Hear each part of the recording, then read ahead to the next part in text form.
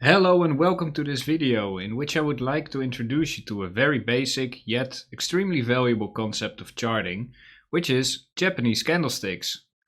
Before I explain how to read the candlestick chart, I would like to go over a few other chart types first. As we go on, I hope it will be clear that candlesticks are, at least in my opinion, one of the best ways to trade, as I think they provide the most useful and complete information on a chart. So let's start off with the line chart. Line chart is an old Western type of chart. It's among the simplest ones. The line chart basically represents the progression of time, of price in time. It's very easy to read how prices moved in the past and at what prices the asset you're observing has auctioned for. An improved type of chart is the bar chart. As you might see, it gives you a little bit more information. It has green and red colors that give insight whether price has moved up or down within a given time frame.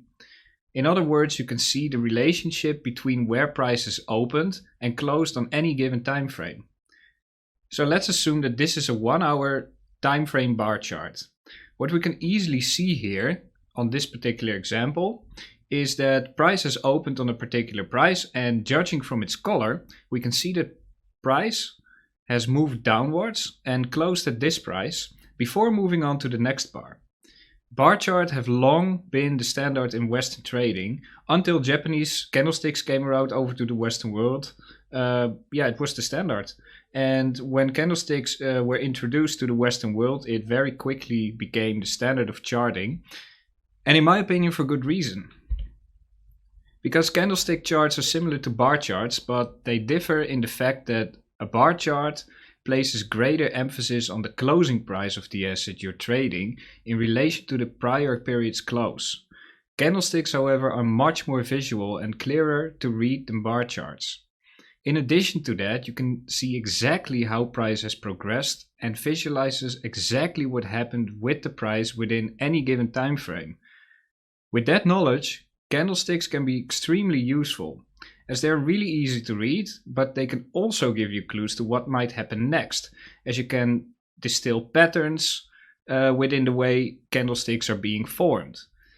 The subject on candlestick and the patterns it can form can display a variety of psychological elements currently present in the market.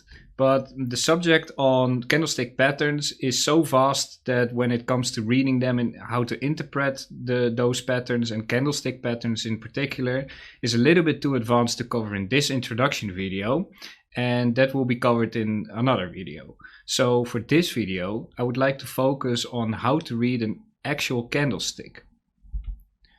A candlestick is constructed from 4 basic elements. The first element is the opening price. So let's say you're looking on a 1 hour term time frame. That means that every 60 minutes a new candle is being created. The opening price shows at what price the new candle opens in relation to the previous close. So in this example, the candle here has closed, and once the hour ended, it started to open here. Basically a starting point. The second element is the highest price point of that particular candle. So if price opened where it did, we can see that it moved to its highest point, and from there on it moved to its lowest point, and ultimately gave us a close by the hour's end.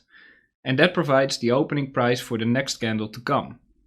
So in summary, just to quickly repeat, we can see quickly how prices behave during this particular hour.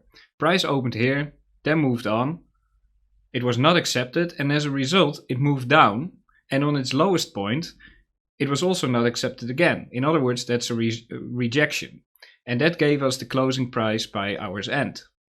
The difference between the open and the close is what we call the body of the candle, and the high point and the low point of the candle is what is called a shadow, or you can also call it a wick.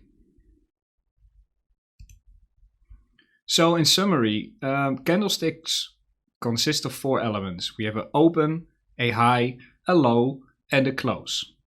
Candlesticks give us an insight in how price has behaved within a given time frame, and the body of the candle represents where has been the most interest during the candle, and the wicks are a visualization of where price has attempted to go but failed to remain.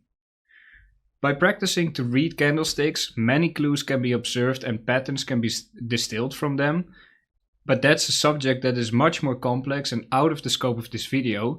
But this video nonetheless should give you enough insight to observe whether price has gone up or down and where it has attempted to go, and basically should get you going in observing the charts yourself.